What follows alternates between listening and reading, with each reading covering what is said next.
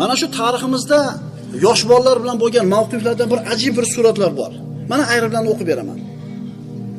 Xalifa Abdulmalik ibn Marvon huzuriga bir jamoa kishi kirdi. 5 tami 10 ta odam kirdi. Ularning orasida bir yosh bola ham bor edi. Xalifa bu yosh bolani kirganini ko'rib jahli chiqdi. Abdulmalik ibn Marvon eshikda oldida turadigan odam chaqirib aytdi, "Ey" dedi.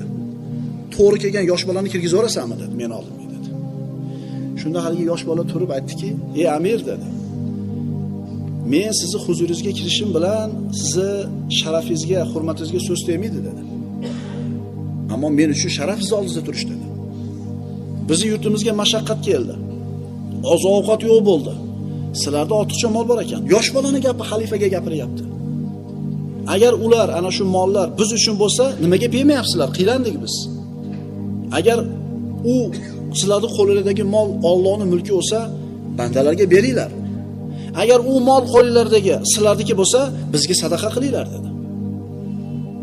Xalifa haligi bolaning gapini eshitib, "Vallohi" dedi, "bu bola" dedi, "talabini bajarmaslikka biz uchun bironta ham uzr qoldirmadi" dedi. "Meni molim desa javobni aytib qo'ydi. Allohning moli desa javobni aytib qo'ydi."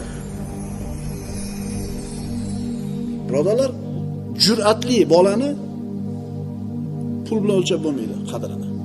Yurakli, jur'atli bolani o'lchab bo'lmaydi. Umar ibn Abdulaziz xalifa bo'ldi.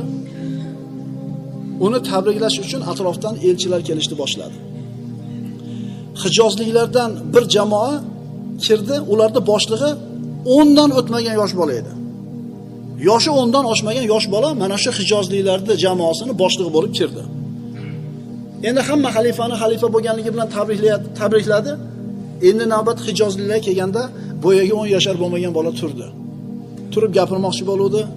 "Sen o'tir" dedi xalifa. "Sendan yosh kattaroq o'tirsin" dedi. Ya'ni shuncha hijozlikdan kelgan 10 ta 15 ta odamdan gapiradigan odam yo'qmi sendan boshqa? "O'tir sen" dedi. Yosh bola deb pisand qilmadi buni. Bu bola nima dedi? O'tirib oldimi? Yig'lab yubordimi? Nima dedi? Qarang, shu 10 ta odamga boshliq bo'lib keldimi? Demak, shunga loyiqda bu bola.